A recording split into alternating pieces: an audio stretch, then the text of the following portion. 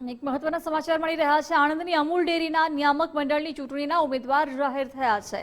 ભાજપે 4 બેઠક માટે ઉમેદવાર જાહેર કર્યા છે। ઠાસરા બ્લોક બેઠક પરથી પ્રિયા કૃણાલસિંહ પરમારને ઉમેદવાર તરીકે ઘોષિત કરાયા છે। બાલાસિનોર બ્લોક બેઠક પરથી રાજેશ ગજાનંદ પાઠક મેદાને છે। નડિયાદ બ્લોક બેઠક પરથી વિપુલ કાંતિભાઈ પટેલને મેદાનમાં ઉતારાયા છે।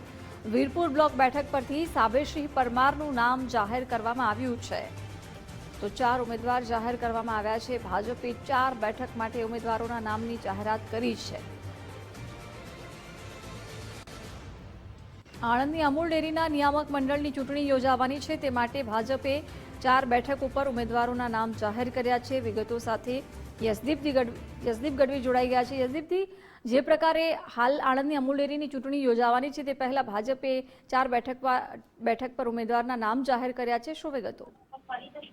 જી હા, જે પ્રમાણે અમૂલ ડેરીમાં આજે નિયામક મંડળની ચૂંટણી યોજાવાની છે તે પૂર્વે આજે જ્યારે ફોર્મ ભરવાની શરૂઆત થઈ ગઈ છે ત્યારે અમૂલ ડેરીના જે ઉમેદવાર હોય છે બેઠક પ્રમાણેના, ત્યારે 4 બેઠકો માટે ભારતીય જનતા પાર્ટીએ મેન્ડેટ જાહેર કર્યા છે, જેમાં ઠાસરા, બાલાસિનોર, નડિયાદ અને વીરપુર બેઠકનો સમાવેશ કરવામાં આવ્યો છે।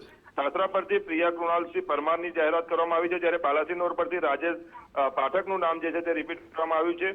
નડિયાદ બેઠક માટે પણ જે હાલ જે અમૂલ ડેરીના ચેરમેન છે વિપુલભાઈ પટેલ, તેમનું નામ જાહેર કરવામાં આવ્યું છે, જ્યારે વીરપુર બેઠક માટે સાબેસિંહ પરમારની નામની જાહેરાત કરવામાં આવી છે। એટલે કે કહી શકાય કે અમૂલ દ્વારા પહેલી વખત અમૂલ ડેરીની ચૂંટણીમાં ભારતીય જનતા પાર્ટી દ્વારા તમામ બેઠકો પર ઉમેદવારો ઉભા રાખવાના છે, ત્યારે આ વખતે ત્યારે પ્રથમ 4 નામ જાહેર થઈ ગયા છે।